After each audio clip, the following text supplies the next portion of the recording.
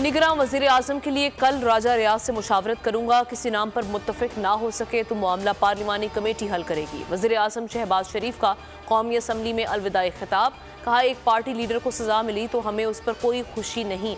16 माह में किसी मुखालिफ को जेल भिजवाना तो दूर, नाजायज़ तंग भी नहीं किया। किसी के खिलाफ नैब के केसेस नहीं बनाए। PTI के 4 साल में अपोजिशन को दीवार से लगाने की कोशिश की गई। तहरीक इंसाफ का दौर जुल्म ज़्यादती का फाशिस्ट दौर था। शहबाज शरीफ की क़यादत में इत्तेहादी हुकूमत का आज आखिरी रोज़। मुल्क की 15वीं कौमी असम्बली आज तहलील हो जाएगी। वजारत पार्लिमानी उमूर ने असम्बली तहलील की समरी वज़ीर आज़म को भिजवा दी। समरी में असम्बली तहलील करने की तारीख की जगह खाली छोड़ दी गई है। वज़ीर आज़म तारीख दर्ज करके सदर ममलिकत को भिजवाएंगे। सदर 48 घंटे में असम्बली तहलील के पाबंद हैं। दस्तखत ना करने की सूरत में असम्बली असखुद तहलील हो जाएगी। निगरान वज़ीर आज़म से मुतालिक हतमी फैसला ना हो सका। राब्तों में तेज़ी आ गई। जलील अब्बास जिलानी की वज़ीर आज़म हाउस आमद। साबिक सेक्रेटरी खारजा का नाम भी निगरान वज़ीर आज़म के लिए ज़ेर गौर है।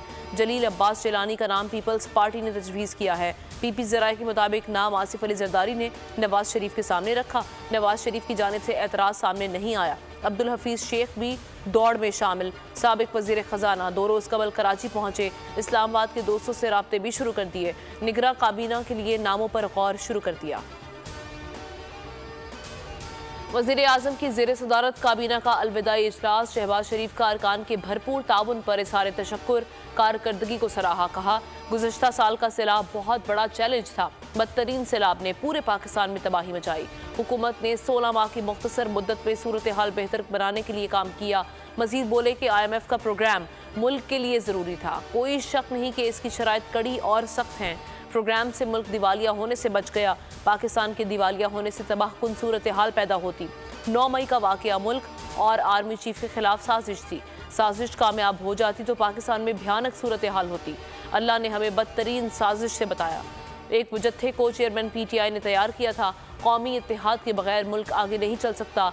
आज मुल्क इस मकाम पर है कि बांग्लादेश हमसे आगे है।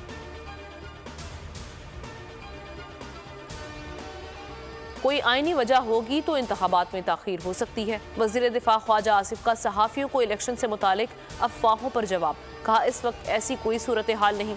सहाफ़ी ने पूछा कि इंतखाबात में ताखीर का तासुर कैसे दूर होगा। वज़ीर दिफा बोले, तासुर की बुनियाद पर मैं जवाब नहीं दे सकता।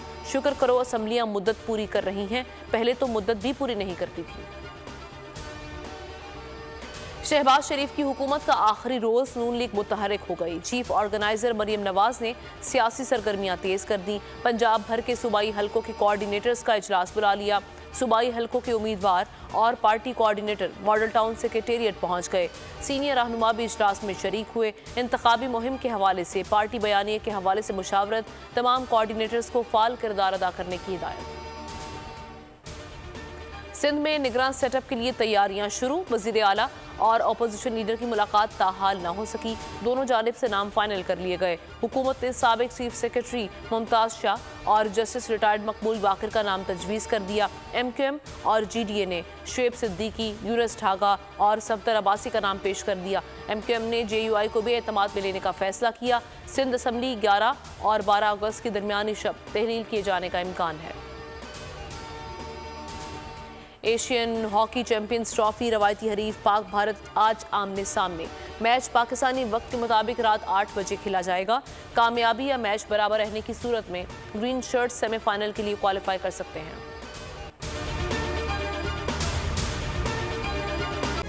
तारीख का अमीर,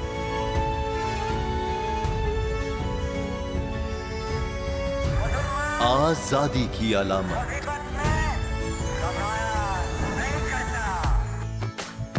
हुस्न का आईनादार, फिक्रो नजरिए की अक्कास, सरफराजी का गवाह, यानी हम सबका निगहबान पाकिस्तान।